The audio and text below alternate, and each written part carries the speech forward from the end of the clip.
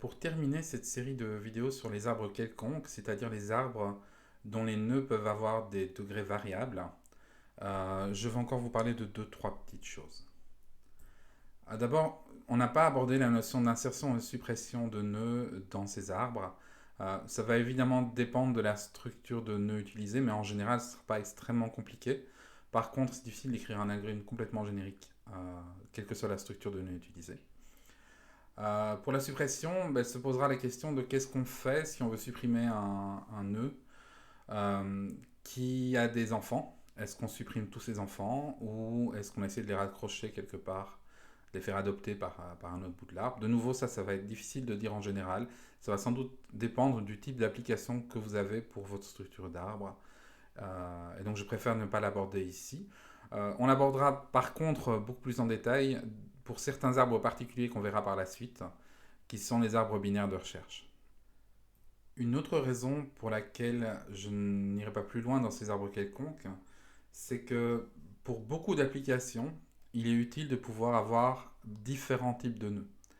Par exemple, si vous voulez représenter l'arbre du système de fichiers de votre ordinateur, eh bien, vous aurez au minimum besoin de deux types de nœuds, un type de nœud répertoire et un type de nœud fichier.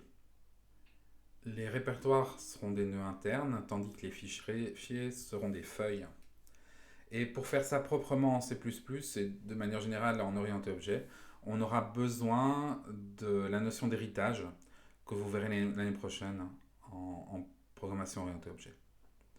Alors, typiquement pour gérer ce genre d'arbre, on aura ce qu'on appelle le design pattern composite. Alors, c'est un modèle de conception réutilisable, c'est-à-dire une manière générale de créer des objets et des relations entre ces objets qu'on peut réutiliser largement.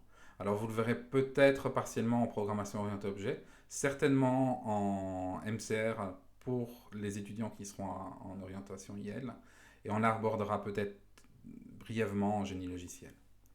Alors, ce design pattern composite, essentiellement, il nous permet de créer des nœuds d'arbres qui sont de type variable. Alors, le type général, c'est que ce sont des composants, components, mais c'est un type dont vont hériter deux autres types, un type feuille et un type nœud interne qu'on appelle composite.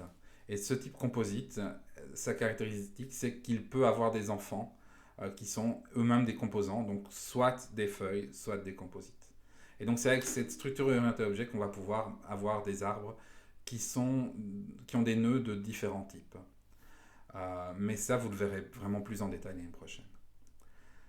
Donc on arrête là l'étude des arbres quelconques, donc des arbres dont le nombre d'enfants peut varier d'un nœud à l'autre. Et on commencera la semaine prochaine l'étude des arbres binaires.